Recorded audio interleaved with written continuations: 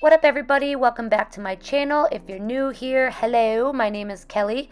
I get inspired by fun things at the thrift store and turn it into cool, amazing new things. So an easy way to create a pattern is to find something that fits you well, take on your body your bust, waist, and hip measurements, and then break that into a quarter and mark it out. If you can see, I'm going out pretty far because I want the dress to be a little more baggy, a little more oversized.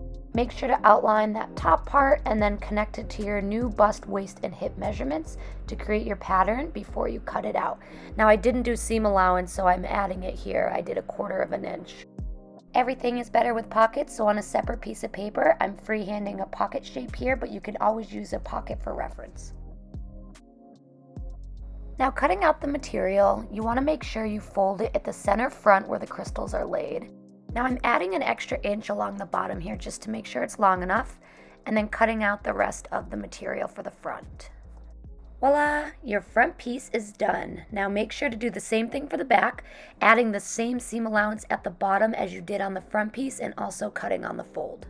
Now I'm just taking this piece of scrap fabric and I'm folding it in half once and then twice, so I have 4 layers to cut out my pockets.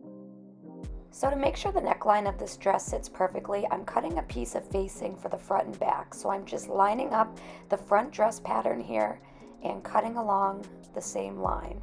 And then cutting it about 2 inches wide along the bottom. And there's our front piece and our back piece.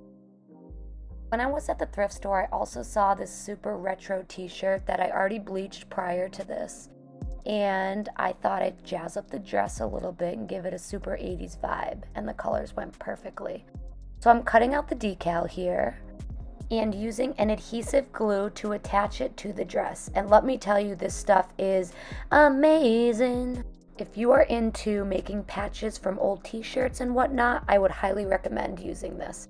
Okay, super easy. So all you do now is head over to the ironing board and place the adhesive glue side down on the back of your design.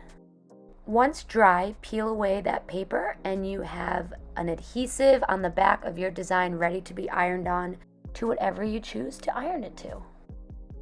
So because I'll be ironing this from the back side of the dress to protect that decal, I add a couple drops of glue before flipping over to make sure it doesn't move. So once tacked down, place face down and get your ironing on. Just a few seconds should adhere the glue, and voila. So to give it a clean look, I do a zigzag stitch all the way around to make it look extra fancy. Pocket time, so right sides together. Measure where you want your pockets and make sure they're the same for all 4 pieces. Now stitch your pocket down at about a 1/2 inch all the way down the edge. Now press that seam nice and flat to give it a nice finish before you do the understitch, which is what I'm doing right here. Alright, and moving right along, we put right sides of the dress together, lining up the edges and the pockets so we can stitch all the way down and around the pocket. So I stitched this with my serger, but you can use any machine. I think it came out lovely. I gave it a nice press, and it's definitely worth taking those extra steps to make the pocket look super clean and professional. Okay, so for this design, I'm going to add some chain links as the strapping. So I'm creating some loops using some scrap fabric, making my own double fold bias tape. P.S. If you don't use them already, these clips are amazing. With right sides together, you want to stitch down the facing. Now turn your facing inside out so you're matching right sides together, front with front and back with back. Place all 4 of your strap connectors in half and place accordingly. Stitch all the way around front and back, and then flip around and your loops are hanging out, and give it a nice press. And don't forget to do that understitch. Now pick out some really awesome chains and use your pliers and attach them to the loops. Alright, the dress is done and I'm super excited how it came out. I think it looks fabulous.